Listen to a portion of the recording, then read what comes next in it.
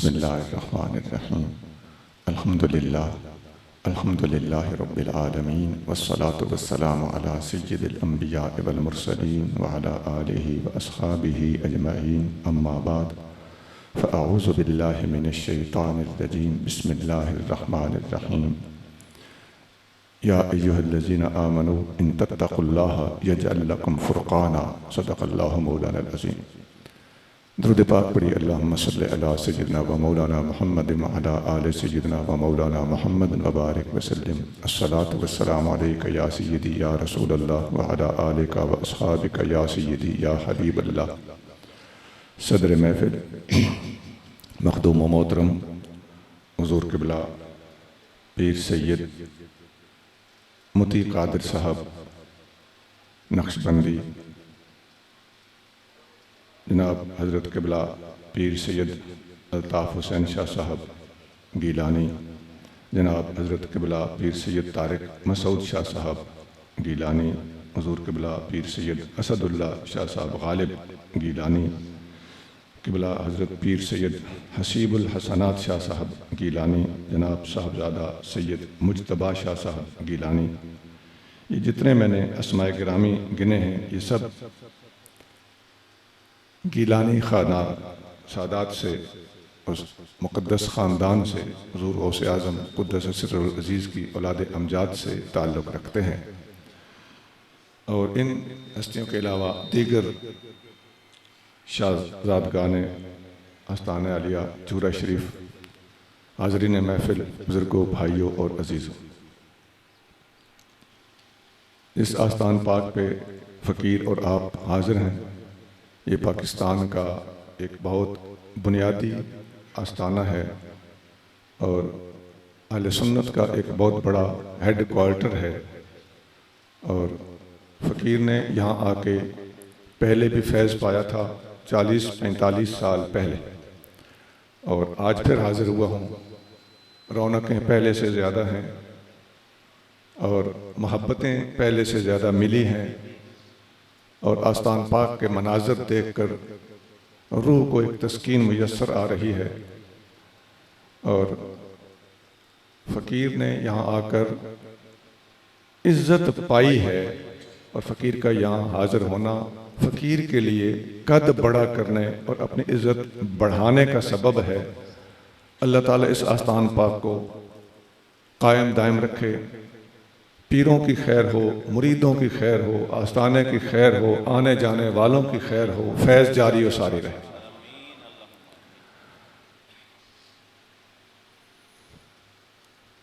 उस मुबारक की मुनासबत से फ़कीर ये मुनासिब समझता है कि ख़ास तरतीब से गुफ्तगू आपकी खिदमत में रखे। सबसे पहली बात तो यह है कि ये सारा कायनात के अंदर जितना फैज़ फैला हुआ नज़र आता है, वो खा नक्शबंदी फैज़ हो, कादरी हो, चिश्ती हो, सोहरवर्दी हो, ओवैसी हो, सारे का सारा फैज़ इसका मरकज़ और मबदा हुज़ूर नबी करीम सल्लल्लाहु अलैहि वसल्लम की ज़ात वाला सिफ़ात है। सब पीरों के पीर हैं, नबियों के नबी हैं, मरकज़ों का मरकज़ है। और पूरी दुनिया के मुसलमान किसी नस्ल से ताल्लुक़ रखते हों, किसी सिलसिले से ताल्लुक़ रखते हों, बेशक हम नक्शबंदी भी हैं, कादरी भी हैं, चिश्ती भी हैं, सोहरवर्दी भी हैं, सब कुछ हैं, लेकिन हम सब से पहले मोहम्मदी हैं। और ये वो रिश्ता है जिसकी बिना पर हम सारे आपस में एक दूसरे के पीर भाई हैं। सिलसिलों के अंदर तफाजुल, ये आगे ये पीछे, इसको हवा देना हमारा काम नहीं है। सब सिलसिले जब एक मरकज से चलते हैं तो एक ही बाग के सारे फूल हैं और एक ही बाग के सारे फल हैं। अल्लाह ताला इन सारे फूलों और फलों को फलता रखे और तरक्कियां अता फरमाए। नबी करीम रऊफ़ रहीम सल्लल्लाहु अलैहि वसल्लम अल्लाह ताला के भी महबूब हैं, पूरी दुनिया के भी महबूब हैं। और नबी करीम सल्लल्लाहु अलैहि वसल्लम की ज़ात ऐसी है कि सारी की सारी तालीमात इस्लामिया का दारो मदार एक हुजूर की ज़ात पर है। अल्लाह को यहूदी भी मानते हैं, ईसाई भी मानते हैं, किसी न किसी अंदाज से हिंदू भी मानते हैं। अल्लाह को मानने वाले अल्लाह को अल्लाह भी कहते हैं, और बाज लोग उसे गॉड भी कहते हैं, बाज लोग उसे भगवान भी कहते हैं, अपने अपने नाम हैं। अल्लाह को मानने वाले बहुत सारे हैं, मुख्तलिफ नामों से अल्लाह को मानते हैं, लेकिन फैसला उस वक्त होता है जब अल्लाह इलाहा इल्लल्लाह के बाद मोहम्मद रसूलुल्लाह की बारी आती है।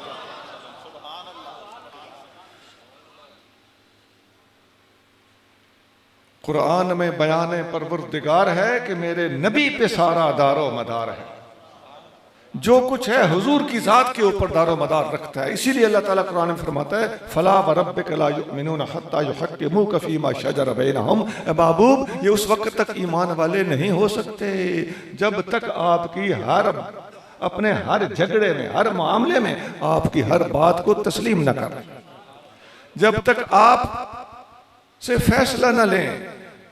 आप जिसको हक कहो वो हक है, आप जिसे बातिल कहो वो बातिल है।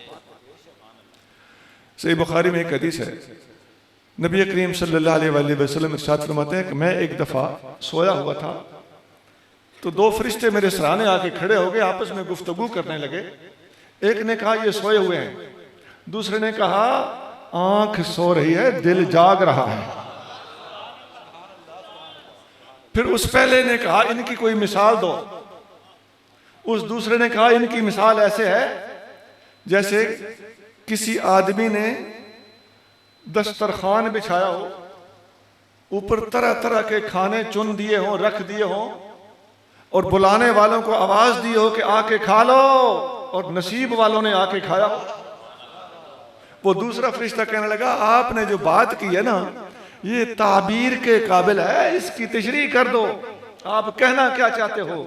उस फरिश्ते ने कहा मैं ये कहना चाहता हूं वो जो मैंने बंदा कहा है ना जिसने दस्तरखान बिछाया, मेरी मुराद मोहम्मद सल्लल्लाहु अलैहि वसल्लम है, और वो जो दस्तरखान है वो इस्लाम का दस्तरखान है, और वो जो ऊपर तरह तरह के खाने हैं वो इस्लाम की तालीमात हैं। और जिसने मोहम्मद का कलमा पढ़ लिया, यहां अल्फाज सुनिए, मोहम्मदन मन अता मोहम्मदन फ़क़द अता अल्लाह, जिसने मोहम्मद की इताअत की उसने अल्लाह की इताअत की। और मन असा मोहम्मदन फ़क़द असल्ला, जिसने मोहम्मद सल्लल्लाहु अलैहि वसल्लम की नाफरमानी की वो अल्लाह का नाफरमान हुआ। मोहम्मदुन फ़र्क़ुन बैनन नास, मोहम्मद लोगों के दरमियान तमीज करते हैं। फर्क, तमीज, हक और बातिल के फैसले इधर आके होते हैं जब बात मोहम्मद की आती है सल्लल्लाहु अलैहि वसल्लम। तो अब कुरान की आयत भी है ला युमिनून हत्ता युहक्किमूक, और ये हदीस भी है कि मोहम्मदुन फ़र्क़ुन बैनन नास। पता चल गया कि जिसने ये कलाम लिखा है ना उसने कुरान और सुन्नत की रोशनी में लिखा है कि कुरान में बयान परवरदिगार है कि मेरे नबी पे सारा दारो मदार है। अजीजों, आका अलैहिस्सलातु वस्सलाम की शान के बाद आप जानते हैं कि आप जिस दरगाह शरीफ पे, जिस आस्थान पाक पे हाजिर हैं, ये नक्शबंदी आस्थाना है, और नक्शबंदी सिलसिले के बानी का नाम सैयदना अबू बकर सिद्दीक है।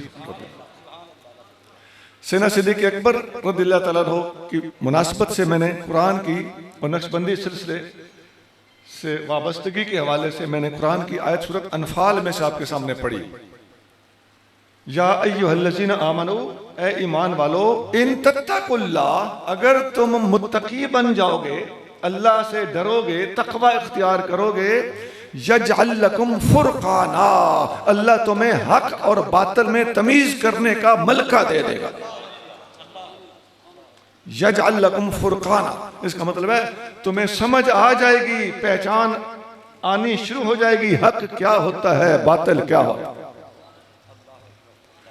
हक और बातिल में तमीज मुत्तकियों को आती है, नहीं तो बंदा गड़मड़ रहता है, डावाडोल रहता है, इधर का नहीं रहता, उधर का नहीं रहता, कुछ समझ नहीं आती। तकवा वो चीज है जो डिसाइडिंग पावर को मजबूत करता है।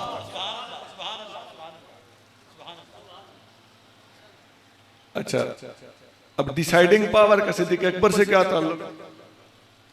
जिस वक्त नबी करीम रऊफ़ुर रहीम सल्लल्लाहु अलैहि वसल्लम ने पर्दा फरमाया तो उस वक्त तकरीबन तमाम सहाबा जिस कर्ब का शिकार थे, सीना फारूक आजम रज़ियल्लाहु तआला अन्हु इस हद तक परेशान थे कि आपने तलवार निकाल ली और कहने लगे कि जिसने कहा कि मेरे महबूब पर्दा फरमा गए, मैं उसकी गर्दन उतार दूंगा। यकीन तक नहीं आ रहा था कि आका का विसाल हो चुका है। सिद्दीक़ अकबर ने उस वक्त फैसला कुन खुतबा दिया कि आका करीम सल्लल्लाहु अलैहि वसल्लम का पर्दा फरमा जाना, इसका जिक्र पहले से कुरान में मौजूद था, अलार्मिंग मौजूद थी, इंतबाह मौजूद था, तवज्जो दिला दी गई थी। मा मुहम्मदुन इल्ला रसूल कद खलत मिन क़ब्लिहि रसूल। ये आयत सिद्दीक़ अकबर ने पढ़ी कि मेरे महबूब अल्लाह के रसूल हैं और रसूलों का दुनिया से पर्दा फरमा जाना शान रिसालत के खिलाफ नहीं होता। ये था डिसीजन, ये है डिसाइडिंग पावर, और इतनी ज्यादा इल्मी पावर कि इस हदीस को बुखारी ने रिवायत किया और हजरत अब्दुल्ला बिन अब्बास रज़ियल्लाहु तआला उसके रावी हैं। इब्ने अब्बास रज़ियल्लाहु तआला अन्हुमा फरमाते हैं कि जब सिद्दीक़ अकबर ने ये आयतें कुरान की पढ़ी, लक अन्नन नास लम यकूनु यालमून अन्नल्लाह अंज़ला हाज़िहिल आया, जब सिद्दीक़ ने पढ़ा तो ऐसे लगता था कि लोगों के ज़हन में ही नहीं था इस आयत का ये मतलब हो सकता है। हत्ता कि सिद्दीक़ अकबर ने इसको पढ़ा तो फिर सारे लोग जब उठ के इधर उधर फिर रहे थे तो हर एक की जुबान पर यही आयत जारी थी, वमा मुहम्मदुन इल्ला रसूल।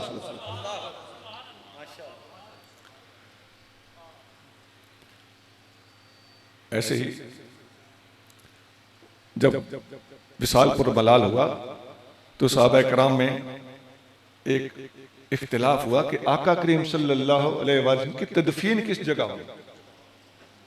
किसी का कोई मशवरा था, किसी का कोई मशवरा था, लेकिन डिसाइड आके किया तो सिद्दीक़ अकबर ने किया। सिद्दीक़ अकबर ने बताया कि समय तो हु यकूलो, मैंने इसी महबूब को फरमाते हुए सुना है कि नबी जहां पर विसाल फरमाते हैं नबी वहीं पे दफन होते हैं।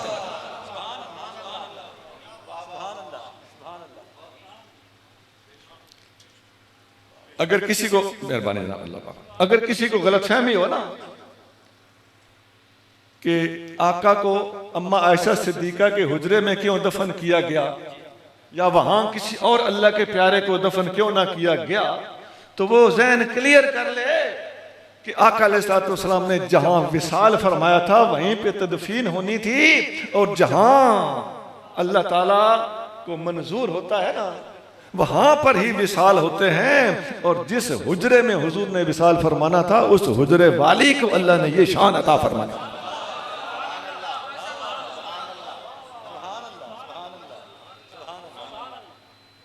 अच्छा,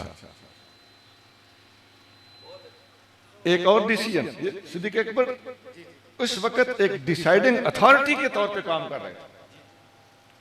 सिद्दीक़ अकबर ने ही ये फैसला किया। आपने फरमाया सैयदना अली मुर्तज़ा रज़ियल्लाहु तआला अन्हु को, अब्बास बिन अब्दुल मुत्तलिब रज़ियल्लाहु तआला अन्हु को कि ए अहले बैत रसूल सल्लल्लाहु अलैहि वसल्लम, ए सैयदना अली मुर्तज़ा रज़ियल्लाहु तआला अन्हु तशरीफ लाइए, अपने महबूब सल्लल्लाहु अलैहि वसल्लम को गुस्ल दीजिए, क्योंकि गुस्ल देना अहले बैत का काम है। ये डिसीजन सिद्दीक़ी डिसीजन।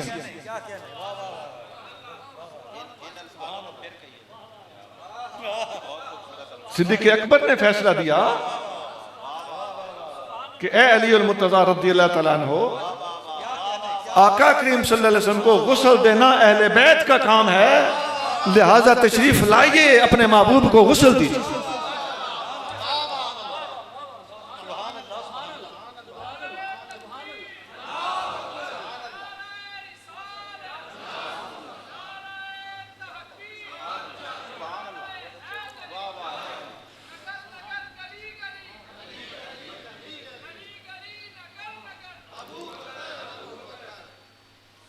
अच्छा, ये आपको फैसला करने की सलाहियत वाली जो मैंने आयत पढ़ी थी ना, उसका अव्वलीन मिस्दाक हुजूर सल्लल्लाहु अलैहि वसल्लम से नीचे नीचे मैं साबित कर रहा हूं कि सिद्दीक़ अकबर उनको फुरकान हासिल था।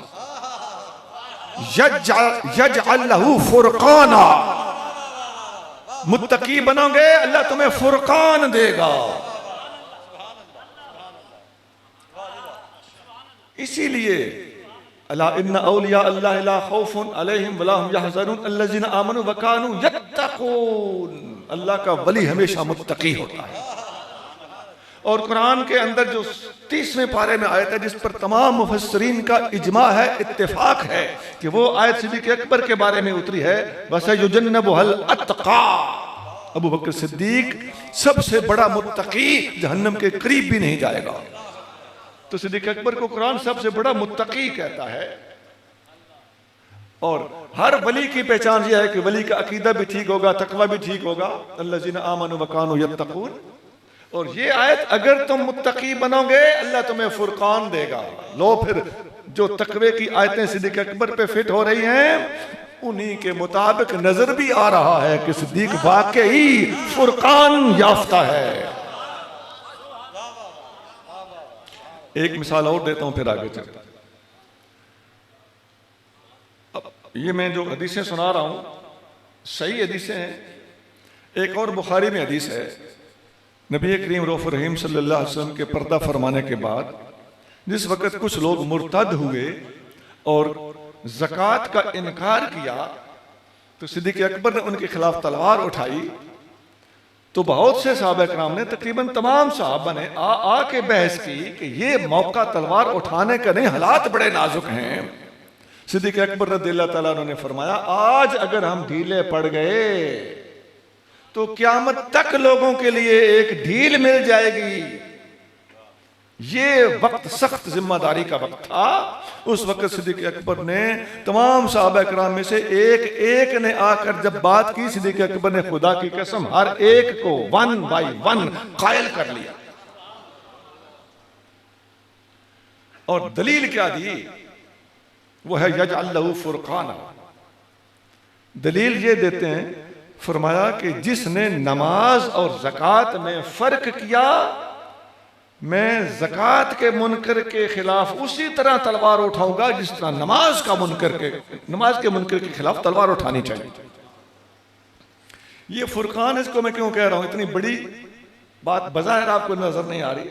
जनाब फुक़हा ने लिखा है, बल्कि मुअर्रिखीन ने भी इस मौके पर इस बात को खोल खोल के लिखा है। असल में सिद्दीक़ अकबर कुरान की आयत की तरफ और आयतों की तरफ इशारा कर रहे थे जिन आयतों में अक़ीमुस्सलाता व आतुज़ ज़काता इकट्ठा आया है। कुरान में जगह जगह नमाज और ज़कात का चूंकि इकट्ठा जिक्र है, और सिद्दीक़ अकबर ने निगाह फ़क़ाहत ने ये भांप लिया था और कुव्वत फुरकान ने ये समझ लिया था कि जो हुक्म नमाज के मुनकर का है वही हुक्म ज़कात के मुनकर का। ये है नबी करीम रऊफ़ रहीम सल्लल्लाहु अलैहि वसल्लम की अज़मत, और उसके बाद सिद्दीक़ अकबर की अज़मत के हवाले से मुख्तसर सी वज़ाहत। वैसे एक बात और कहूँ, मैंने आज कहा मेरे नबी पे सारा दारो मदार है। जनाब सिद्दीक़ अकबर की ये सारी अज़मतें दरअसल खैरात किस दर से मिली है? ये अज़मतें भी हुजूर की अज़मतें हैं। अच्छा, अब सिद्दीक़ अकबर रज़ियल्लाहु ताला अन्हु का जो सिलसिला चलता है, नक्शबंदी सिलसिला, सैयदना अबू बकर सिद्दीक़ रज़ियल्लाहु ताला अन्हु ने जो फैज़ आका करीम सल्लल्लाहु अलैहि वसल्लम से पाया है, पूरी उम्मत में वो फैज़ इस वक्त भी जारी और सारी है। हर सिलसिले में सिद्दीक़ अकबर का फैज़ मौजूद है। बेशुमार सूफिया ने, उलमा ने अपनी ये किताबों में बात लिखी है कि हर सिलसिले में सिद्दीकी फैज़ मौजूद है। वो नॉमिनेट करके एक नक्शबंदी सिलसिला है ना, लेकिन सिद्दीक़ अकबर का फैज़ फारूक के पास भी है, उस्मान के पास भी है, मुर्तज़ा करीम के पास है। हुए जब दाखिले बैत उमर, उस्मान और हैदर, बना फ़ख्र सलासिल सिलसिला सिद्दीक़ अकबर का।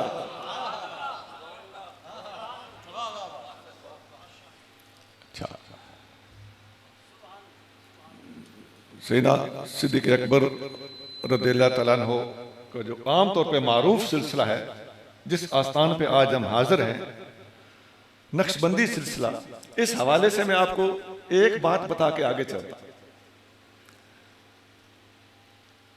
ये याद रखना चाहिए कि चारों सलासिल के औलिया या किसी भी ऐसे वली जिसकी विलायत पर उम्मत मुत्तफिक हो, किसी एक वली की विलायत का भी इनकार करने वाला गुमराह हो जाता। काफिर मैं नहीं कह रहा, गुमराह कह रहा, क्योंकि कुफर तो नबियों के इनकार को कहते हैं। वली की विलायत का इनकार, ऐसा वली जिसको सब ने वली मान लिया हो, चारों सिलसिलों के बानी हो, हजरत जुनैद बगदादी हो, हजरत मुजद्दिद अल-फैसानी हो, और उधर सिलसिले सादात में से आइम्मा इस्ना अशरा अहले बैत के हो, सब के सब की विलायत पर चूंकि उम्मत का इत्तेफाक है, इनमें से किसी एक की विलायत का इनकार करने वाला गुमराह हो जाता। और भी है कि अइम्मा अहले बैत बाकी सिलसिलों की तरह खुद भी साहिब सिलसिला है। वालिद गिरामी से शहजादे ने, शहजादे से पोता गिरामी ने फैज लिया, वो भी फैज का एक सिलसिला है। अब ये तो हो गया ना क्लियर, कोई कंफ्यूजन न रही। एक बात इसमें ऐड कीजिए, इन 12 हस्तियों में तमाम सहाबा, इन 12 में सहाबा भी तो है ना, बाज सीना अली मुर्तजा हसनैन करीमैन तीनों सहाबी हैं। सहाबा इकराम के बाद सबसे अफजल हस्ती का नाम हजरत उवैस करनी है, हदीस सही मुस्लिम में। इसी तरह हजरत सीना इमाम बाकर रदिल्लाहु तआला अन्हु के सगे भाई हजरत सीना इमाम जैद रदिल्लाहु तआला अन्हु, वो भी इमाम हैं और वो अहले सुन्नत हैं, और वो इन 12 इमामों में नहीं आते लेकिन हैं इमाम। तो वो सिलसिले के एतबार से साहिब सिलसिला हैं, लेकिन इनको भी बीच में रखना पड़ता है। इसी तरह आगे सुनिए, सैयदना इमाम जाफर सादिक नक्शबंदी सिलसिले में, आपका इसमें ग्रामी आता है, सिलसिला नक्शबंदिया पढ़ के देख लें, आप खत्म खाजगान पढ़ते हैं। तो सैयदना इमाम जाफर सादिक के नक्शबंदी सिलसिले के अंदर मुर्शिद पाक का क्या नाम है? हजरत कासिम बिन मोहम्मद बिन अबी बकर सिद्दीक।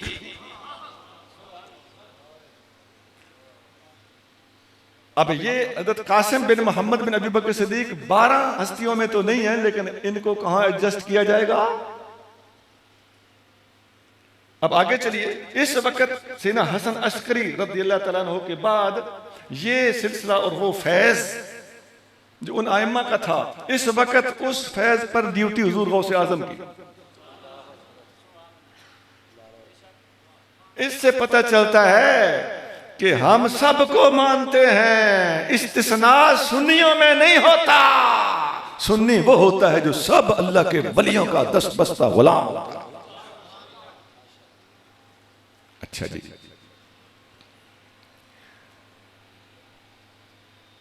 हज़रत फारूक आजम का भी मैं एक चीज बीच में फिट करने लगा। हज़रत फारूक आजम रज़ियल्लाहु ताला अन्हु का मजाज, तबीयत और तरीक़ाकार और अंदाज और शख्सी उसलूब बाकी सहाबा किराम से निस्बतन मुख्तलिफ। देखिए ना, हम जब किसी को कहते हैं ना सिद्दीक, तो दूसरों की सदाकत की नफी नहीं होती। हम किसी को फारूक कहते हैं तो अभी मैंने आयत पढ़ी है, यजअल लहू फुरकाना, दूसरों के फारूकियत की नफी नहीं होती। हाँ, इनके इम्तियाजी वस्फ जरूर है। और किसी को साहिबुल ईमान कहते हैं ना, तो दूसरों के ईमान की नफी नहीं होती। और किसी को शजा, बहादुर, बाबुल इल्म कहते हैं ना, तो दूसरों से भी इस शान की नफी नहीं होती। इन सब में आपो आप अल्लाह ने शानें रखी हैं और एक एक शान में सारे शामिल हैं। हाँ, वजह इम्तियाज एक होती है, उसकी वजह से एक अलग से तखसीस फिर जिक्र के तौर पर उनका तज़किरा मुबारक कर दिया जाता है। अजीजों, बिल्कुल इसी तर्ज पर मैंने बैकग्राउंड बता दिया इस सारी बात का। इसी तर्ज पर फारूक आजम रज़ियल्लाहु ताला अन्हु की एक जुदागाना शान है। आप भी साहिब सिलसिला है। हज़रत शाह वलीउल्लाह मुहद्दिस देलवी रहमहुल्लाह लिखते हैं कि इराक के अंदर इस वक्त भी फारूकी सिलसिले जारी हैं। और फारूक आजम रज़ियल्लाहु अन्हु का जो मजाज और जुदागाना तबीयत थी, उसके अंदर खरे सारे सहाबी हैं, लेकिन इनके अंदर खरापन निस्बतन निखरा हुआ है। बोल देते हैं, हुजूर खुद फरमा रहे हैं, तस्दीक फरमा रहे हैं सल्लल्लाहु अलैहि वसल्लम के उमर फारूक यकूलुल हक़ वलौ काना मुर्रा, उमर हक बोलता है खा कड़वा हो। तो बाकी सारे सहाबा भी खुदा ना खास्ता झूठ तो नहीं बोलते थे, सारे सच्चे थे, एक खरापन है जो निस्बतन ज्यादा।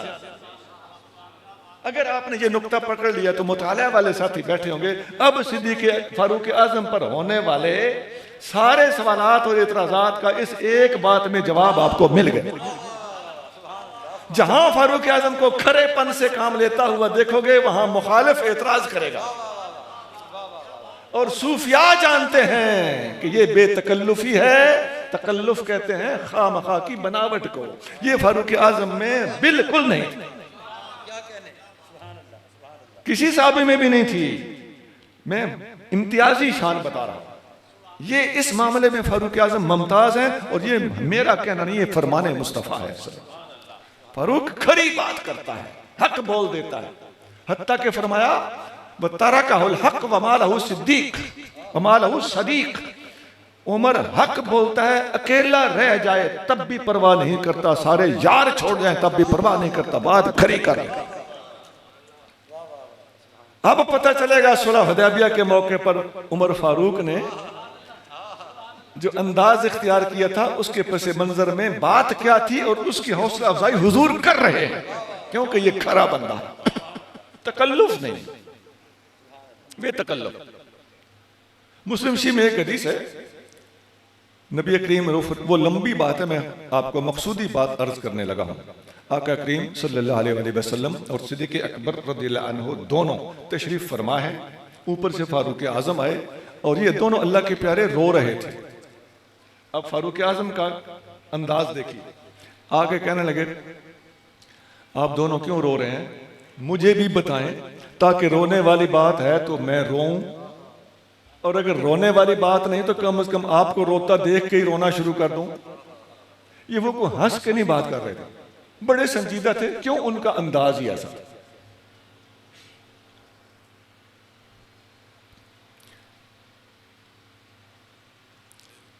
एक दफा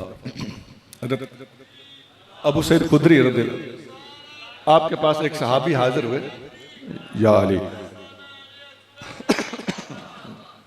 आपके पास एक दफा एक सहाबी हाजिर हुए, फारूक आज़म बाहर नहीं निकले।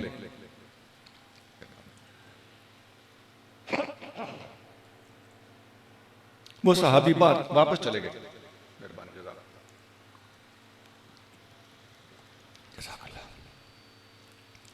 बाद में फारूक आज़म तशरीफ लाए,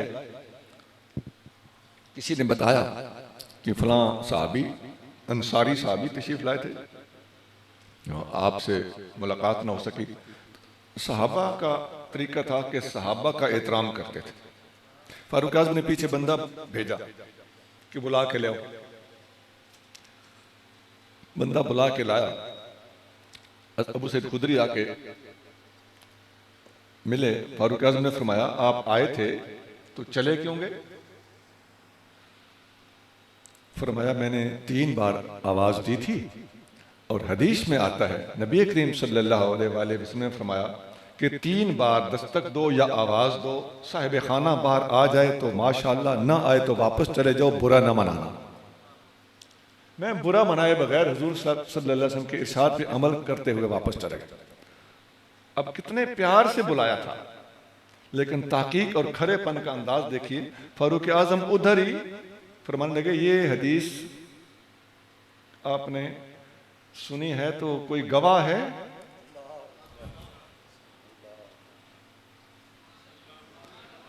ये खरापन है कि नहीं? अच्छा, वो गए, परेशान हो गए कि ये तो मुझे सजा भी दे सकते हैं, जलाली तबीयत है। गए सहाबा कराम को, अंसारियों को बात बताई, उन्होंने कहा ये हम में से कई लोगों ने सुनी। एक बंदा साथ भेज दिया गवाह के तौर पर। उन्होंने आके बताया हुजूर ये हमने हुजूर सल्लल्लाहु अलैहि वसल्लम से सुनी है, बहुत से लोगों ने सुनी है, मैंने भी सुनी है। फारूक आज़म ने फरमाया ठीक है, मैं कहीं बाजार में कारोबार करता रह गया हूँगा और मैंने हुजूर की हदीस न सुनी होगी, ये खरापन है। अब बज़ाहिर देखो तो आप अपने खिलाफ बोल गए। ऐसी बातें जब हदीसों में आती है, मैंने कई मिसालें दे दी हैं, जब लोग मुखालिफिन ऐसी बातें जब हदीसों में देखते हैं तो तह तक पहुंचने की बजाय, फारूक आजम के खरेपन को समझने की बजाय, बेतकल्लुफ अंदाज को समझने की बजाय, और हक बोलना खा कड़वा हो खा अपने खिलाफ होता हो तो हो, इस मजाज को समझे बगैर जो जुबान खोलता है वो उसकी जुबान लंबी हो जाती है। अब मैं आपको एक और बात बताता हूं। आप कलंदरी सिलसिला सुनते रहते हैं ना, या कलंदरी अंदाज सुनते रहते हैं। कोई कहता है कलंदरी सिलसिला कोई नहीं, एक अंदाज है। ठीक है, इस बात में मैं नहीं पढ़ता, दोनों बातें ठीक हो सकती हैं। सवाल यह कि कलंदरियत के हवाले से आम तौर पे जो तसव्वुफ की किताबों में मिलता है कि कलंदरी तरीके का बानी हजरत इब्राहिम बिन अदहम है। अच्छा, अब मैं आपको बताता हूं इब्राहिम बिन, ये कलंदर आपको कुछ लोगों को पता होगा, ये भी इनका अंदाज भी खरा होता है। इन्हीं में एक सूफिया की एक बोली है, मलामती तबका, यानी अपने ऊपर खुद ही बरस पड़ना, ये इससे कोई नहीं घबराते। अब इस अंदाज को समझ लें और कलंदरियों के तरीक़ेकार को समझ लें और फारूक आजम वाली सारी बातें ज़हन में रखें। अब मैं आपको एक जुमला सुनाता हूं। इब्राहिम बिन अदहम बिन सुलेमान बिन नासिर बिन अब्दुल्ला बिन उमर बिन खत्ताब।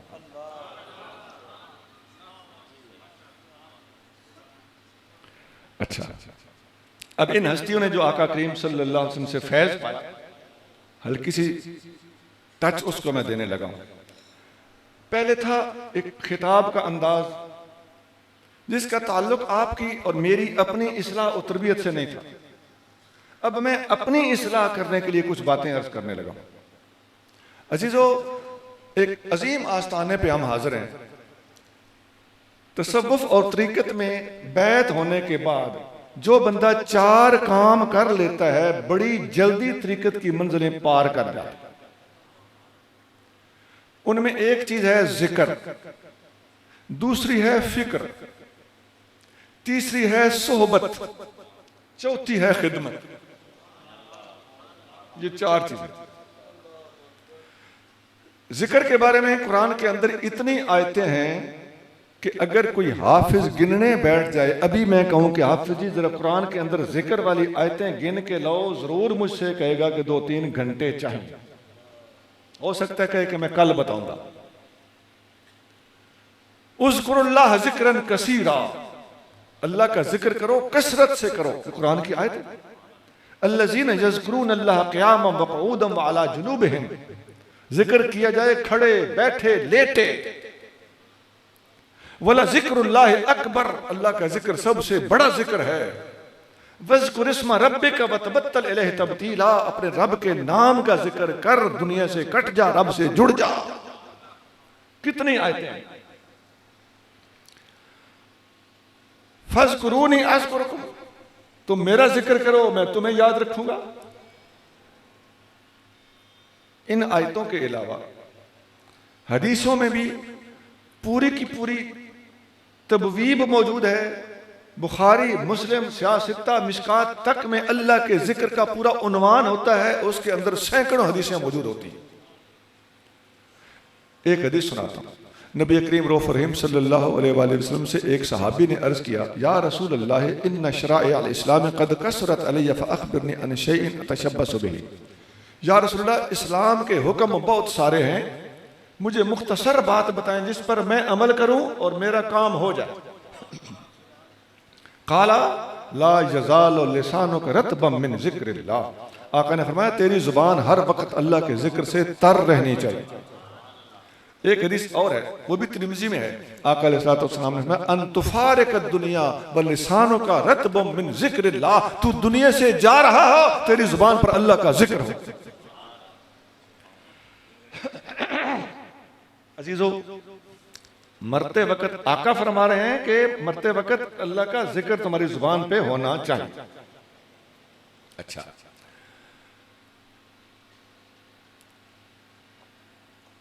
आज एक इस्लाह, एक पूरी हमदर्दी के साथ इस्लाह करने लगा हूं। आज हम बाज़ स्टेजों पे देखते हैं जी, मैं मरा तो मैं फलां कलाम पे पढ़दा हूं, मैं मरा तो मेरी जुबान पे फलां दौड़ा हो। आका अलैहिस्सलाम फरमा रहे हैं कि तू मरे तो तेरी जुबान पे अल्लाह का जिक्र हो। वैसे आस्तान पाक के ऊपर हाजिरी की वजह से मैं नहीं कह रही, एक हकीकत है कि इसमें जात का जिक्र कसरत से आपको मिलेगा तो नक्शबंदी सिलसिले में मिलेगा। चलते फिरते उठते बैठते अल्लाह अल्लाह या अल्लाह हो। बाकी सलासिल भी जिक्र बहुत करते हैं माशाअल्लाह, अल्लाह ताला सबका कबूल फरमाए। लेकिन ये कि मरते वक्त जुबान पर अल्लाह का जिक्र होना चाहिए, शेर और शायरी नहीं होनी चाहिए, खा वो शेर जायज भी हो।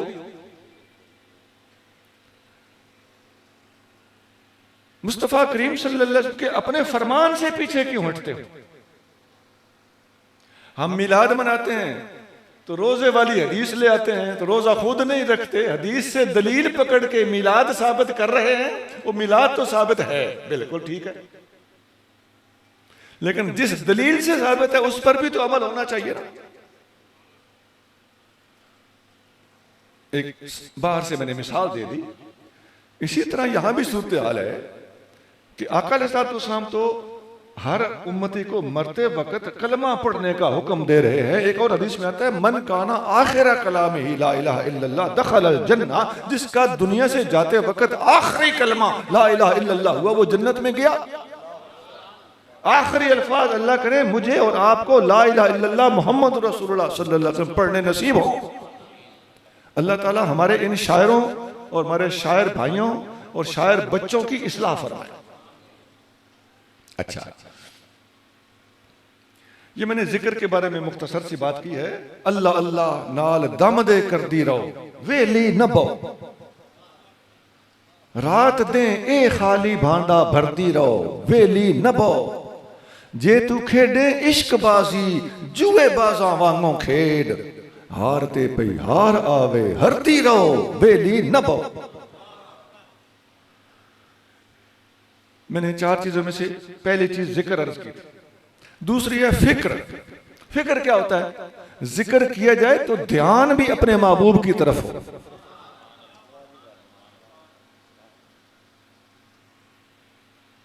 हथ कार वाल ते दिल यार वाल। सहाबा इकराम अलैहिम रिदवान पूरी तवज्जो से नबी करीम सल्लल्लाहु अलैहि वसल्लम के चेहरे अनवर को देखते रहते थे। इस वक्त भी सूफिया की तालीमात यही हैं कि महफिल जिक्र में बैठो, महफिल सिमा में बैठो। सिमा से मुराद नात है, सिमा से मुराद जरूरी नहीं कि साज हो। तसव्वुफ की महफिल में बैठो, जिक्र फिक्र की महफिल में बैठो, अपने मुर्शिद करीम के पास बैठो तो तुम्हारा ख्याल दिल की तरफ हो और तुम्हारी निगाह मुर्शिद के चेहरे की तरफ। ये जो जगह है ना, ये इसको देखना तसव्वुरे शेख को पकाने का बेहतरीन तरीका है। दो भरभिट्टों के दरमियान इधर देखने वाले को पूरे के पूरे चेहरे का मंजर ज़हन नशीन हो जाता। सैयदना फारूक आज़म और सैयदना अली मुर्तज़ा रज़ियल्लाहु तआला अन्हुमा दोनों हज़रत उवैस करनी रज़ियल्लाहु अन्हु के पास हुज़ूर सल्लल्लाहु अलैहि वसल्लम के भेजने पे तशरीफ ले गए तो गुफ्तगू हुई। तो इन्होंने पूछा कि आप हुजूर की ज़ियारत को क्यों नहीं आए? उन्होंने कहा मैं तो नहीं आया, आपने ज़ियारत की है? जी ज़ियारत की है। फरमाया अच्छा, अगर आप दोनों ने ज़ियारत किया तो मुझे बताओ हुजूर के इधर बाल थे कि नहीं?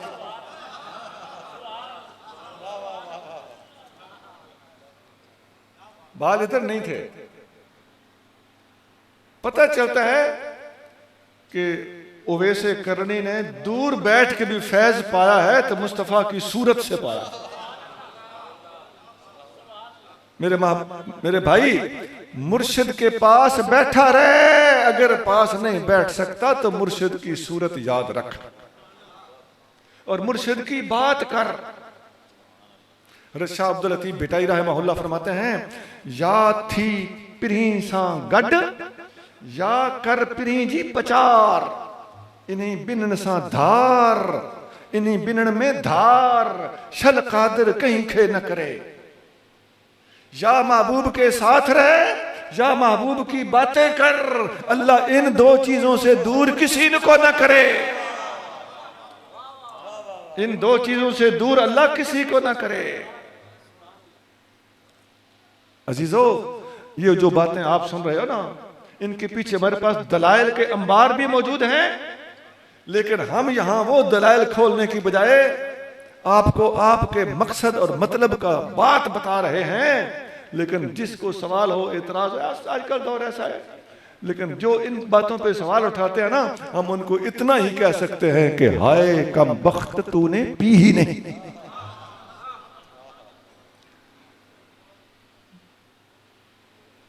यकीन के साथ जिक्र किया जाए कि मैं जिसको पुकार रहा हूं वो सुन रहा है, मैं जिसको पुकार रहा हूं वो जवाब भी देता है, मैं जिसको पुकार रहा हूं वो मेरे करीब भी है। आना मा अब्दी इज़ा ज़करनी, हदीस कुदसी है कि अल्लाह फरमाता है, मेरा बंदा जब मुझे मेरा जिक्र करता है मैं उसके पास होता हूं, मैं उसके साथ होता हूं, अपनी शान के लायक, अपने इल्म के एतबार से, कुदरत के एतबार से। वो आलिमाना तौजीहात हैं अपनी जगह पे दुरुस्त। अच्छा, नबी करीम रऊफ़ रहीम सल्लल्लाहु अलैहि वसल्लम की सूरत मुबारक की थोड़ी सी मैं बात बता देता हूं।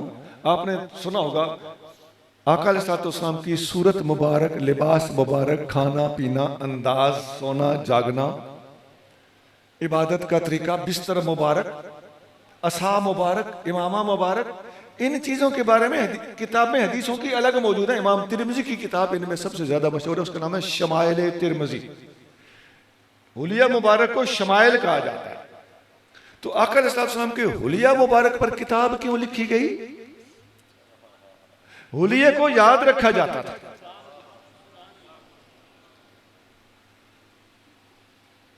आंखें मुबारक कैसी थी, भवें मुबारक कैसी थी, नाक मुबारक। फकीर ने इस पर पूरा कलाम लिखा है, कोई 25-30 शेर है। उसका नाम है अश्शिफा बिजमालिल मुस्तफा। उसके पहले 3 शेर फारसी में, आखिरी 3 शेर फारसी में, बीच में सारा कलाम उर्दू में है।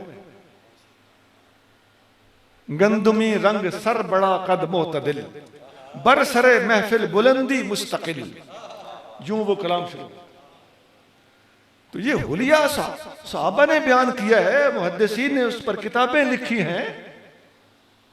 यहां तक उलमा ने लिखा है, सहाबा इकराम ने गिन गिन के बताया है कि नबी करीम सल्लल्लाहु अलैहि वसल्लम के सर मुबारक में 13 बाल सफेद थे और दाढ़ी शरीफ में 4 बाल सफेद थे। है कोई दुनिया की और हस्ती जिसके हुस्न जमाल और रूप रंग अंदाज को किसी गुलाम ने ऐसे बयान किया हो?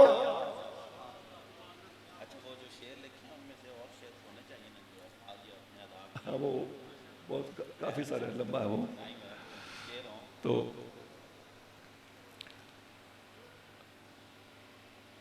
आप तहयात ले, मैं सुना दूंगा। अच्छा, आका करीम सल्लल्लाहु अलैहि वसल्लम के एक साहबी हैं, हज़रत अमर बिन आस रज़ियल्लाहु ताला। अमर बिन आस रज़ियल्लाहु ताला विसाल के टाइम पे रो रहे हैं। ये हदीस मुस्लिम शरीफ में। आपके बेटों ने कहा, अब्बा जान आपको हुज़ूर सल्लल्लाहु अलैहि वसल्लम ने ये बशारत दी, वो बशारत दी, आप सहाबी हैं, रोते क्यों? फरमाया मेरे ऊपर 3 वक्त आए थे। एक वक्त था जब मैं काफिर था, तो उस वक्त अगर मैं मर जाता तो मैं सीधा जहन्नमी था। कहते हैं उस वक्त मुझे हुजूर से सबसे ज्यादा माज़अल्लाह नाराजगी थी, दुश्मनी थी। फिर जब मैं मुसलमान हुआ, मैं मुख्तसर बता रहा हूं, फिर जब मैं मुसलमान हुआ तो मुझे हुजूर सल्लल्लाहु अलैहि वसल्लम से इतनी मोहब्बत हो गई कि सारे सहाबा हुजूर का चेहरा देख लेते थे। मैं अदब की वजह से, जलाल की वजह से हुजूर का चेहरा देख ही नहीं सकता था। और मुझसे कोई पूछता कि हुजूर सल्लल्लाहु अलैहि वसल्लम का हुलिया बताओ तो मैं नहीं बता सकता था, इसलिए कि अदब की वजह से, जलाल की वजह से मेरा कुछ मजाज ऐसा बन गया था कि मैं हुजूर का आंख भर के चेहरा मुबारक देखता ही नहीं था। अब कोई पूछता कि हुलिया बताओ, क्यों पूछते थे? ये तो साहबा पूछते थे ना, इसीलिए तो वैस करनी ने भी पूछा था। अजीजो, सीरत भी बड़ी चीज है। सीरत किरदार बनाती है, लेकिन सूरत भी बड़ी चीज है, सूरत वली बनाती है।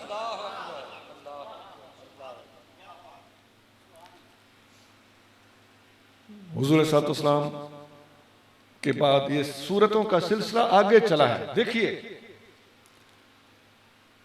सहाबी कैसे बनता है?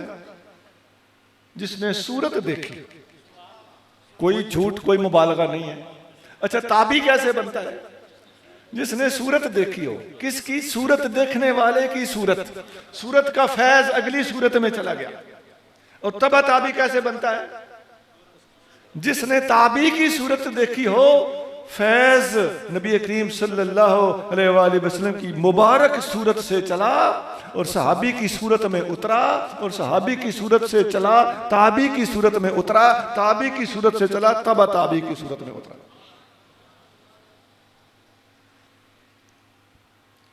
अब मैं सूरत पे कुछ अशार सुनाने लगा हूं। किबला पीर साहब ने जो फरमाया है, ये मैं एक बात बता दूं। आम तौर पे जब किसी को कलाम पढ़ने पढ़ाने की फरमाइश की जाती है ना, तो वो बाज़ औक़ात फरमाइशें एक शख्स की होती हैं और सारा मजमा वो सुनना नहीं चाहता। लेकिन अगर वो फरमाइश पीरों की हो तो फिर सूरत हाल दूसरी होती है। पीरों की तरबियत में आए हुए हैं ना, तो फिर मरकज से फरमाइश हुई है। अच्छा, बाइसे तख्लीक आलम जाने जान, साहिबे लौलाक सिर्रे कुन फकान, जुमला हाजत हाय आलम शुद्ध वसूल, तौबा आदम तुफैले ऊ कबूल, रहमतुल लिल आलमी फरहुल हज़ीन, बर कबाइर हा शफीउल मुज़निबीन, गंदमी रंग सर बड़ा कद मोतदिल, बरसरे महफिल बुलंदी मुस्तकिल। ये हदीस में आता है कि आका अलैहिस्सलाम का कद मुबारक बहुत लंबा नहीं था, फिर भी आप लोगों में बैठे होते सबसे ऊंचे नजर आते थे। ये नक्शा है। गेसुए खमदार काले और घने, कान की लौ के बराबर थे बने, फैल कर शानों को छू लेते कभी, खाई कुरान कसम वल्लैल की, बतनो सीना सीध में कंधे वसी, सीना कंधे बाजुओं पर बाल भी, सीना ए बाला से लेकर नाफ तक, बाल की बारीक धारी की दमक, बदने अकदस पर न थे कसरत से बाल, हुस्न खूबी से मुज़य्यन बाल बाल, चेहरा ए अकदस न लंबा था न गोल, वद्दुहा कहकर कुरान, वद्दुहा कहकर पढ़ा कुरान बोल, काली आंखें तेज पतली आबदार, सुर्ख डोरे आंख में पलकें दराज, अबरुए खमदार गुंजानो जुदा, अबरुए खमदार गुंजान और जुदा।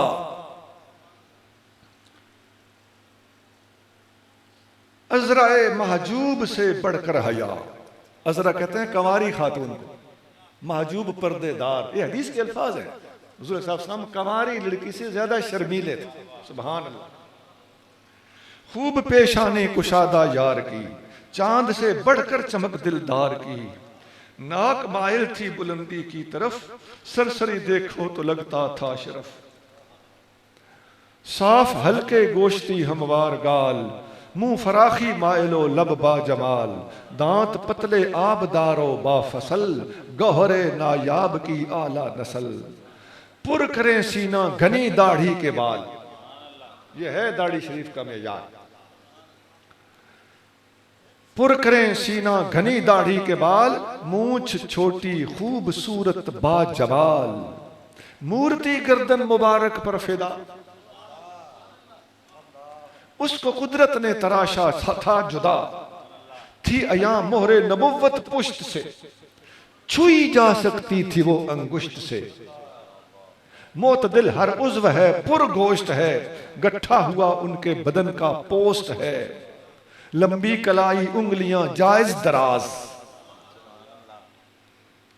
हाथ पांव की हथेली गोश्तदार, जोड़ की हड्डियां बड़ी मजबूत तर, मोतदिल उनका बदन मरबूत तर, मुस्कुराना तेरी आदत थी सदा, मुस्कुरा दे मुस्कुरा दे मुस्कुरा, या इलाही अज तुफैले हुस्ने ऊ। अब फिर फारसी आ गई। या इलाही अज तुफैले हुस्ने ऊ, रहम कुर्बन बरहाल ज़ारे खस्तारू, या हबीबी अस्सलातो वस्सलाम, या मुहिब्बी अस्सलातो वस्सलाम, या शफीई अस्सलातो वस्सलाम, या शिफाई अस्सलातो वस्सलाम।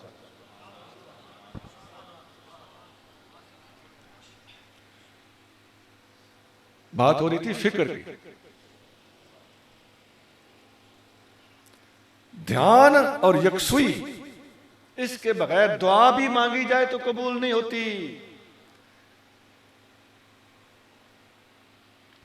हज़रत सुल्तान बहू रहमहुल्लाह एक जगह फरमाते हैं, जाल जिक्र कनो कर फिक्र घनेरा, ए लफ्ज तिखा तलवारों हो, जाकिर सोही जेड़े फिक्र कमावन, एक पल न फारिग यारों हो, कड्डण आही ते जान जलावन, फिक्र करन असरारों हो, फिक्र दा फटिया कोई ना जीवे बाहू, पट्टे मुड पहाड़ों। दो चीजें हो गई, जिक्र और फिक्र। तीसरी चीज है सोहबत। सोहबत पर कुछ गुफ्तगू आप पहले सुन चुके हैं कि सोहबत से ही फैज आगे चलता है। जितनी किसी को हुजूर अलैहिस्सलात व तस्लीम की सोहबत ज्यादा मुयस्सर रही है, उतना उसने फैज ज्यादा पाया। और सिद्दीक अकबर रज़ियल्लाहु तआला अन्हु वाहिद सहाबी हैं जो हर सफर में, हर हजर में, हर मौके पर, हत्ता के हिजरत की तन्हाइयों में भी वाहिद सिद्दीक अकबर हैं या हुजूर हैं।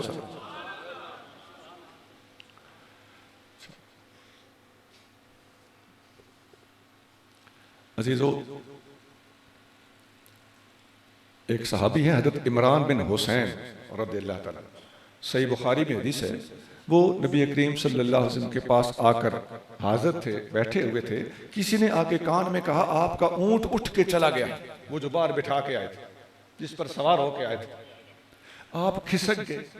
ऊंट को जाके तलाश किया, ऊंट की मुहार कहीं किसी किक्कर के साथ, दरख्त के साथ लटकी हुई थी, उलझ चुकी थी।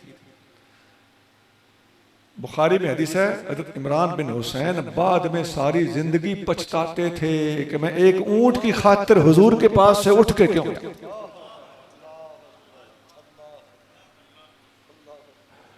एक नौजवान सहाबी नबी करीम रऊफ़ रहीम सल्लल्लाहु अलैहि वसल्लम की खिदमत में आके बैठा करते थे।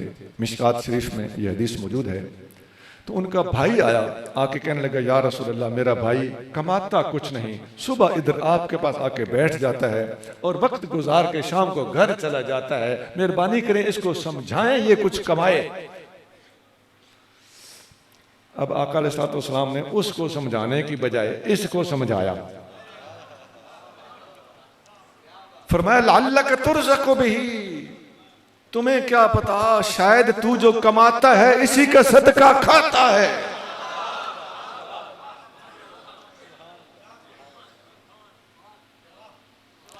ये सिर्फ बैठे रहना, इसको लोग समझते हैं इसका फायदा कोई नहीं। आसमां सजदा कुनद बर ज़मीने के बरो, यक दो नफस बहरे खुदा बनशीनंद।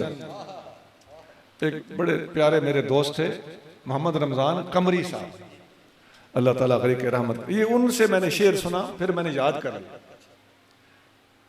इस शेर का मतलब है, आसमां सजदा कुनत पर जमीने के बरो, आसमान उस जमीन पर उतर के सजदा करता है। यक दो नफस बहरे खुदा बनशीनंद, जिस जगह पे दो बंदे अल्लाह की खातिर मिल के बैठते हैं। मेरे भाइयों, मुर्शिद की सोबत हो, नेकों की सोबत हो, अल्लाह के वलियों की सोबत हो, पीर भाइयों की सोबत में भी बहुत बड़ा फैज है। हमारे मुर्शिद करीम फरमाते थे कि जब दो पीर भाई आपस में मिल के बैठते हैं तो ऐसे समझो जैसे एक कसाई की दो छुरियां हैं। जब कसाई छुरी पे छुरी मारता है, कौन सी छुरी तेज होती है? दोनों तेज होती हैं। हत्ता के पीर भाई का पीर भाई से लड़ पड़ना भी फैज है, खुदा की कसम फैज है। पीर भाई का पीर भाई पे तनकीद करना भी फैज है, उसमें नफ्स की इस्लाह होती है।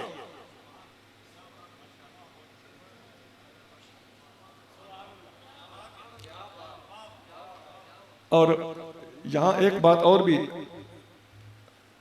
ज़हन में रखनी चाहिए कि ये नेकों की सोबत की बात कर रहा हूं। अल्लाह बुरों की सोबत से महफूज रखे। जितनी नेकों की सोबत जरूरी है, इतना बुरों की सोबत से बचना जरूरी है। याद रखिए, अगर आप नेकों में बैठोगे नेक बनोगे, बुरों में बैठोगे बुरे बनोगे, नमाजियों में बैठोगे नमाजी बनोगे, गाफिलों में बैठोगे गाफिल बनोगे। खुदा की कसम, अगर आप वलियों में बैठोगे तो वली बनोगे, शैतानों में बैठोगे तो शैतान बनोगे। ये सोहबत के असरात हैं। आका अलैहिस्सलाम का फरमान टल नहीं सकता। आका फरमाते हैं कि अल मरउ अला दीन खलील ही, हर बंदा अपने दोस्त के मजहब पर होता है। फल यंजुर अहदुकुम मन युखालिल, तुम्हें गौर कर लेना चाहिए तुम्हारा उठना बैठना किन के साथ है। ये यारियां, ये दोस्तियां, ये उठने बैठने, ये ताल्लुकात, इसको मामूली न समझना। ये जितने आप क्लिप देखते हो ये भी बैठक ही है, ये भी सोबत ही है। अल्लाह वालों के क्लिप देखा करो।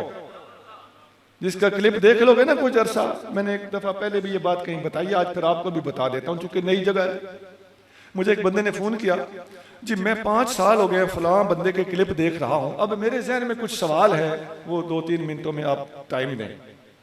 मैंने कहा 1 मिनट ठहर जाओ।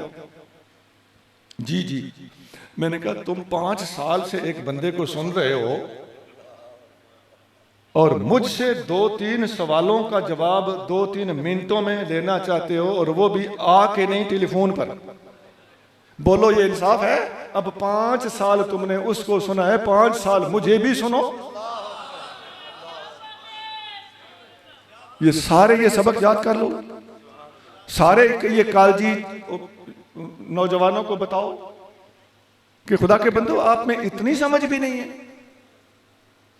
कि ये तो डंग मार गई आपको किसी ना किसी की सोबत। और ये मोबाइल एक इम्तिहान है, इसमें उलमा परेशान हैं, फुकरा परेशान हैं, मजहबी तबका परेशान है, बच्चों के माँ बाप परेशान है। तो जो कुछ तुमने इससे सीखा है जान छुड़ाओ, और अगर कुछ देखना है तो अपने मुर्शिद का क्लिप देखो, सुन्नियों का क्लिप देखो, अदब वालों का क्लिप देखो।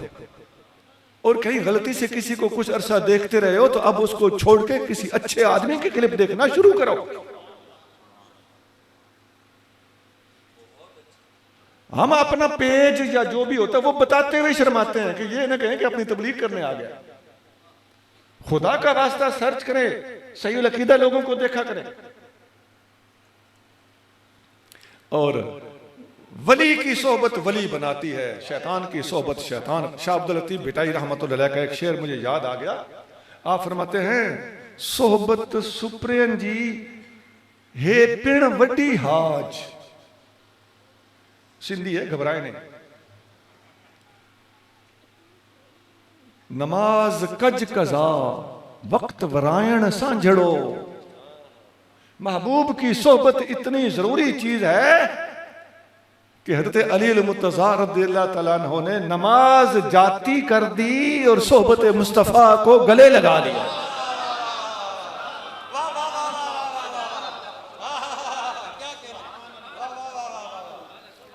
नमाज कज़ा हो जाए दोबारा पढ़ी जा सकती है, सोहबत कज़ा हो जाए कज़ा नहीं मिल सकती।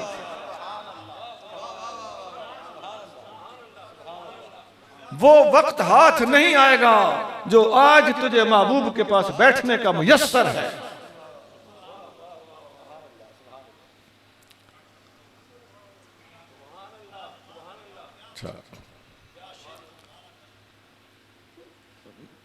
चौथी चीज, आखिरी चीज, वो है खिदमत।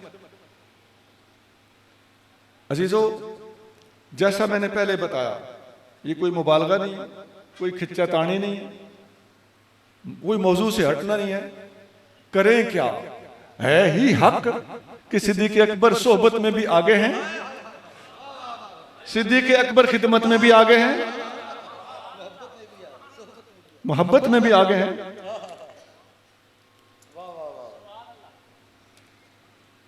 सैयदना अली अल-मुर्तज़ा रज़ियल्लाहु ताला फरमाते हैं, मा सबक़ना इला शैइन क़त्त इल्ला वक़द सबक़ना अबू बकर। हमने जिस चीज की तरफ भी आगे बढ़ने की कोशिश की, अबू बकर हमसे आगे निकल। मस्तबक़ना इला शैइन क़त्त इल्ला वक़द सबक़ना इलैहि अबू बकर।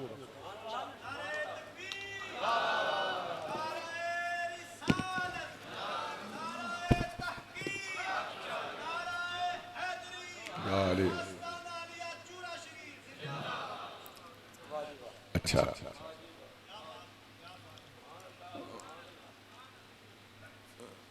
बात हो रही थी खिदमत की। नबी करीम रऊफ़ रहीम सल्लल्लाहु अलैहि वसल्लम अपने जिस तरह अपनी दौलत, अपने जाती पैसे में जिस तरह तसर्रुफ करते थे ना, भाई अपनी चीज है, जैसे चाहो खर्च करो। खुदा की कसम, मुसन्नफ अब्दुल रज़्ज़ाक़ के अंदर सही हदीस मौजूद है, नबी करीम सल्लल्लाहु अलैहि वसल्लम सिद्दीक़ अकबर की दौलत में इस तरह फेर करते थे, खर्च करते थे कि सिद्दीक़ अकबर से पूछे बगैर उठा के दे देते थे जिसको चाहते थे, जिस तरह अपनी जाती मिल्कियत होती थी। काना यतसर्रफ़ु फ़ी माल अबी बकर कमा काना यतसर्रफ़ु फ़ी माल नफ्सिही। खिदमत, वो हदीस तो आपने सुनी हुई है ना कि फारूक आजम आधा माल लेके आए और सिद्दीक़ अकबर सारा माल लेके जंग तबूक के मौके पर पहुंच गए। ये वो दीनी और माली खिदमत है। एक बात और बताऊं, सिद्दीक़ अकबर ने सिर्फ माली खिदमत नहीं की, बहुत बड़ी गलतफहमी है, जानी खिदमत माली खिदमत से पहले की।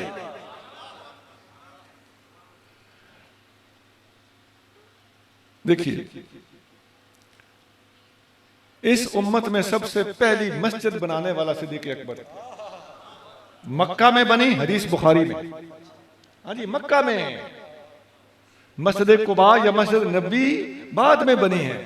ये मक्का में हिजरत से पहले बुखारी में हदीस है कि सिद्दीक़ अकबर ने अपने घर के अंदर इस्लाम की पहली मस्जिद बनाई और वहां आप कुरान पढ़ते थे और काफरों के बच्चे और औरतें अबू बकर सिद्दीक़ के ऊपर आके ऐसे गिरते थे जैसे शमा पे परवाने गिरते। कोई झूठ नहीं बोला, ये लफ्ज मैं दिखाता हूं हदीस में। यतक़स्सफ़ु अलैहि निसाउल मुशरिकीन व अबनाउहुम। अबू बकर सिद्दीक जब कुरान पढ़ते, काफरों की औरतें और बच्चे अबू बकर सिद्दीक के ऊपर परवानों की तरह आके गिरते थे। यतक़स्सफ़ु अलैहि।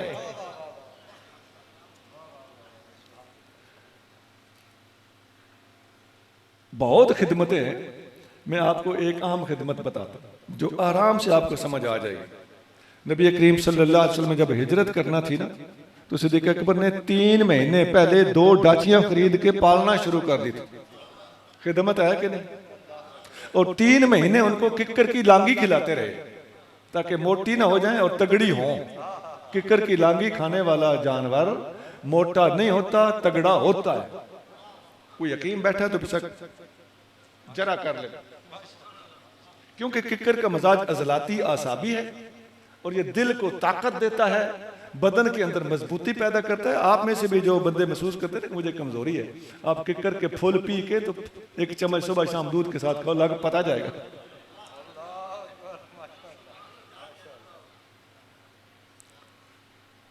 कोई और मसला है तो किक्कर की फलियां बारीक कर लो। अच्छा, किक्कर की मिसवाक कर लो दांतों, बेहतरीन मिसवाक आपको किक्कर की हमारे इलाके में नजर आए। खैर, ज़िमनी बात थी। हिजरत जब फरमाई तो आप जानते हैं ना, घर से खाना बांध के सिद्दीक की बेटी ने दिया था, बुखारी में हदीस। और गार के अंदर, गार से पे जाने से पहले पहले अपने कंधों पे हुजूर को सिद्दीक अकबर ने उठाया था। और गार के अंदर जो कुछ हुआ आप सुनते रहते हैं। और डंग खा लेना ये माली कुर्बानी है या जान की कुर्बानी है? एक हदीस बुखारी में सिद्दीक अकबर आगे आका अलैहिस्सलाम के हमरा आगे जा रहे हैं। एक जगह पे सिद्दीक अकबर ने देखा महबूब करीम सल्लल्लाहु अलैहि वसल्लम को आराम करा लो। पहाड़ का साया पड़ रहा था, गर्मी बहुत थी, नीचे जो मिट्टी थी वो गीली गीली थी। सिद्दीक अकबर ने उधर कपड़ा बिछाया, अर्ज के हुजूर आराम फरमाए, मैं होके आता हूँ। घूमने फिरने गए, बकरियों वाला मिला, उससे पूछा बकरी दोने दोगे? उसने कहा दो ले। शार्ट कर रहा हूं। आपने बर्तन निकाला, बर्तन में नीचे ठंडा पानी डाला, बर्तन के मुंह पे कपड़ा बांधा, उस बकरियों वाले से कहा बकरी की खसरी झाड़ो। खसरी समझते हैं ना, दरअन अरबी में कहते हैं, इसे बकरी दी खसरी छांड। उसने छंडी, फरमाया होना पास से करके अपने हाथ छांड। उसने हाथ झाड़े, फिर फरमाया इस बर्तन में बकरी का दूध दोहो। उसने दोहा, ले गए, नबी करीम सल्लल्लाहु अलैहि वसल्लम को पेश किया। सिद्दीक फरमाते हैं हुजूर पी रहे थे, मैं खुश हो रहा था।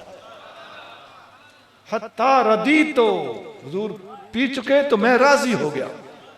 और एक हदीस में आता है हत्ता इर्तवाई, तो दूध हुजूर ने पिया, रज अबू बकर गया।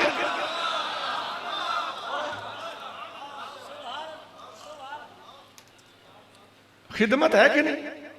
आपने, मैं गौर कराऊं, हुजूर सल्लल्लाहु को अर्ज किया आप यहां आराम फरमाएं, खिदमत है कि नहीं?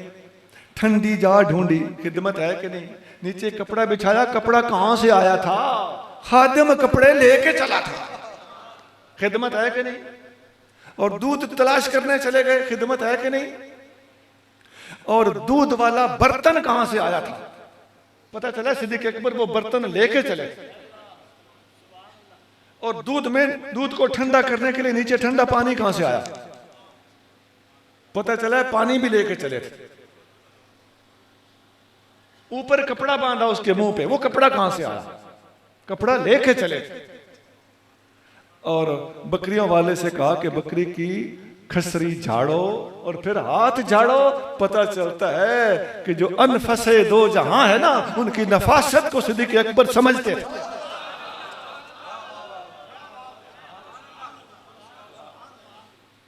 ये मैं इख्तिसार से काम लिया मैंने, सुनिए। बुखारी और मुस्लिम में एक हदीस है, इन अमन अन्नास अलैया बिनफ्सिही व मालिही अबू बकर। मेरे ऊपर जान कुर्बान करनी हो तो पहला नंबर अबू बकर का है, माल कुर्बान करना हो तो पहला नंबर अबू बकर का। बुखारी में भी है, मुस्लिम में भी। अल्लाह करे हमारी आंखें सलामत हों जिन्हें ये नजर आए। ऐसी बुखारी मुस्लिम एक और हदीस है, नबी करीम सल्लल्लाहु अलैहि वसल्लम के पास सिद्दीक अकबर और फारूक आजम दोनों, लंबी हदीस है मैं शार्ट कर रहा हूं, दोनों पहुंचे। दोनों में कोई बरादराना शक्र रंजी नोक झोंक हो गई थी। हुजूर के पास पहुंचे, सिद्दीक कहते हैं हुजूर मेरी गलती है, उमर कहते हैं हुजूर मेरी गलती है। प्यार है कि नहीं? हुजूर सल्लल्लाहु अलैहि वसल्लम समझ गए कि उमर की तबीयत जलाली है, तो ये सिद्दीक अकबर रज़ियल्लाहु तआला अन्हु का कसूर नहीं होगा। आपने उमर फारूक को समझाया। अब सुनिए, फरमाया या अय्युहन्नास, ऐ लोगो, इन्नल्लाह बाअसनी इलैकुम, अल्लाह ने मुझे नबी बनाकर भेजा। वकुल तुम कज़बता, बहुत से लोगों ने मुझे मुंह पे कहा कि आप ठीक नहीं है। वकाल अबू बकर सदका, अबू बकर मेरी गैर मौजूदगी में लोगों से झगड़ता था कि मेरा महबूब सच्चा है।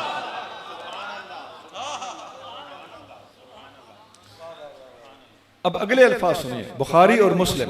फरमाया ववासानी बेनफ्सिही व मालिही, और अपनी जान कुर्बान करके मेरी खिदमत की, अपना माल कुर्बान करके मेरी खिदमत की। अब ये कोई ना बोले कि जी माल कुर्बान करना तो कोई बड़ी बात नहीं, असल तो जान कुर्बान करना है। झूठा, हुजूर फरमा रहे हैं वासानी बेनफ्सिही, हुजूर फरमा रहे हैं इन अमन अन्नास अलैया बिनफ्सिही, जान पहले है माल बाद।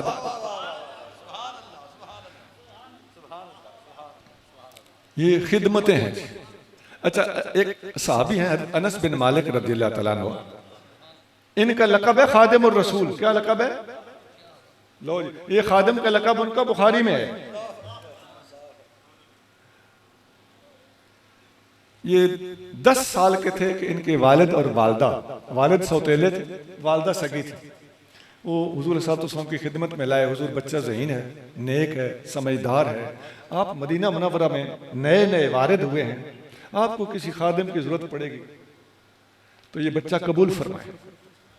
पूरे 10 साल मदीना मुनव्वरा का जो अरसा है, अनस बिन मालिक हुजूर की खिदमत में बतौर खादिम रहे और आपका लक़ब है खादिमुर रसूल। वैसे एक बात और कर दूं, जो खिदमत करता है ना उसकी खिदमतें होती हैं। ये जिस तरह बहुत से सहाबा है ना पूरी उम्मत के मुर्शिद, ये भी पूरी उम्मत के मुर्शिदों में शामिल हैं। खिदमत जो की थी, इनकी रिहाइशगाह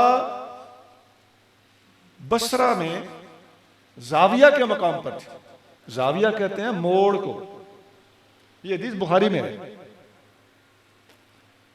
जाविया के मकाम पर अनस बिन मालिक की रिहाइश थी। आज अरबी इलाकों से वाकफियत वाले भाई समझ रहे होंगे कि अरबी जुबान में आस्थाने को अरबी में आज के जमाने में जाविया कहा जाता है। जाविया का माना आस्थाना नहीं होता, जाविया का माना होता है मोड़, एंगल। तो आस्थाने को जाविया क्यों कहते हैं? फकीर ने जहां तक मुताला किया और ताकीक किया, यही समझ आई है कि चूंकि अनस बिन मालिक की रिहाइशगाह का नाम जाविया है और यह है बुखारी में, इसलिए हर आस्थाने को जाविया कहा गया। अब्दुल्लाह बिन मसऊद रज़ियल्लाहु तआला उनका लक़ब है, जैसा इनका लक़ब है, उनका लक़ब है साहिबुन नालैन। हुजूर सल्लल्लाहु अलैहि वसल्लम के नालैन वाला। ये लक़ब कहाँ है? बुखारी में। यारो, जब देखो ना कि कोई बंदा बुखारी के खिलाफ बोलता है, समझ जाना अंदर कोई मुसीबत और है। और कई लोग बुखारी पढ़ते हैं, उनका और रंग होता है। वो इश्क नबी के बगैर जो बुखारी पढ़ते हैं ना, उनको भी बुखार ही आता है। और जो बुखारी के खिलाफ हो जाते हैं, उनको एक नया किस्म का तप चढ़ता है, उनको तो टीबी हो जाती है। बुखारी इश्क रसूल सल्लल्लाहु अलैहि वसल्लम से लबरेज किताब है। तो हज़रत अब्दुल्लाह बिन मसऊद का लक़ब है साहिबुन नालैन, हुजूर के नालैन वाला सल्लल्लाहु अलैहि वसल्लम। फकीर ने कुछ शेर लिखे हैं उनके बारे में, सुना देता हूं। उसके हलके में इमामों के इमाम आते हैं। इब्ने मसऊद कूफा में गए, पढ़ाते रहे और बेशुमार सहाबा इकराम के और ताबईन के उस्ताद हैं। इब्ने मसऊद सैयदना अली मुर्तज़ा रज़ियल्लाहु तआला अन्हु बाद में कूफा में आप भी तशरीफ ले गए। आपने भी वहां पर बहुत बड़ा इल्मी काम किया और मिलती जुलती तालीमात थी। अच्छा, बल्कि उलमा ने सही मुस्लिम के मुकदमे में इमाम मुस्लिम ने लिखा है कि आमतौर पर हज़रत अली मुर्तज़ा रज़ियल्लाहु तआला अन्हु से जो बातें ली जाती थी ना, उनमें अगर किसी बात पर एतबार किया जाता था तो उस पर किया जाता था जो हज़रत अली की रिवायत इब्ने मसऊद या उनके साथी रिवायत करते थे। बाकी लोगों ने मुर्तज़ा करीम रज़ियल्लाहु अन्हु के इरशादात के अंदर डंडी मार दी थी, तारीफ कर दी थी। इतनी बड़ी शख्सियत। आगे फिर उन्हीं के शागिर्दों के शागिर्द इमाम आज़म अबू हनीफा है, हज़रत हम्माद हैं, अरबा हैं इनडायरेक्टली। तो वो यूं शेर है, उसके हलके में इमामों के इमाम आते हैं, जो रहा लाजिम कदमैने रसूल अकरम। लाजिम का माना होता है अरबी जुबान में चिपका हुआ। उसके हलके में इमामों के इमाम आते हैं, जो रहा लाजिम कदमैने रसूल अकरम। इब्ने मसऊद मुबारक हो वफा सफर हजर की, मरहबा साहिबे नालैने रसूल अकरम। तो अजीजों, खिदमत के हवाले से शाह अब्दुल लतीफ भिटाई ने एक खूबसूरत शेर लिखा, आपको सुना देता हूँ। हज़रत शाह अब्दुल लतीफ, घबराना नहीं है सिंधी में, पहले की तरह मैं तर्जमा कर दूंगा।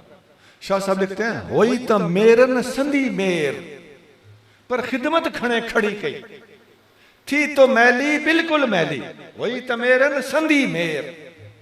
थी तो मैली बिल्कुल मैली, पर खिदमत खड़े खड़ी कई, लेकिन खिदमत देखकर अगलों ने कबूल कर ली।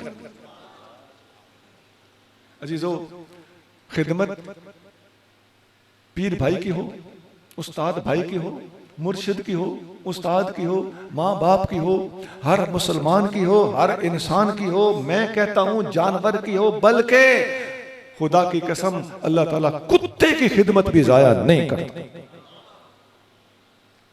सही बुखारी वगैरह में हदीस कि एक खातून ने और एक और जगह पे एक मर्द ने कुत्ते को पानी पिलाया, अल्लाह ने उनको बख्श दिया।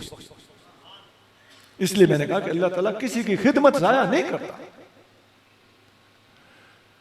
और ये आस्थानों पर खिदमतें होती हैं। मुर्शिद भी अपने आने वाले मुरीदों की खिदमत करता है, आपको बताता नहीं है।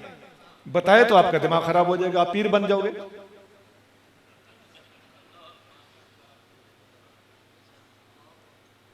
मुर्शिद का दिल चाहता है मैं अच्छा खिलाऊं, अच्छा पिलाऊं, अच्छा सुलाऊं, बेड दूं। और अल्लाह के वली जो खिदमतें सरंजाम देते चले आ रहे हैं, ये इस वक्त आप पूरी दुनिया के अंदर घूम फिर के देख रहे हैं, कोई एनजीओ इतना काम खिदमत के हवाले से नहीं कर रही जितना ये खामोशी से कर रहे हैं। एनजीओ का लेबल नहीं है ऊपर, लेकिन हर मुर्शिद, हर पीर, हर वली, हर आस्थाना खिदमत का मरकज है। अल्लाह ताला इन आस्थानों को कायम रखे और हुजूर की उम्मत की खिदमतें होती रहे। वैसे जो तरबियत होती है ना, माफ करना, वो भी खिदमत ही होती है। किसी को जिक्र दिया, किसी को फिक्र दिया, किसी को दूसरा जिक्र दिया, किसी को तीसरा जिक्र दिया। नक्शबंदी सिलसिले में बहुत जिक्र है, बहुत मुराकबे हैं। सारी मनाजिल सलूक तय कराना भी बहुत बड़ी खिदमत है। अल्लाह ताला हम मुरीदों को इस रास्ते पर भी चलने की तौफीक अता फरमाए, ताकि हम जिक्र फिक्र अपने मुर्शिद से सीख कर मनाजिल सलूक तय करें। अल्लाह ताला इस आस्थान पाक को कायम दायम जारी और सारी रखे और फैज़ तकसीम होता रहे। सुब्हान रब्बिक रब्बिल इज्जति अम्मा यसिफून व सलामुन अलल मुरसलीन वल्हम्दुलिल्लाहि रब्बिल आलमीन।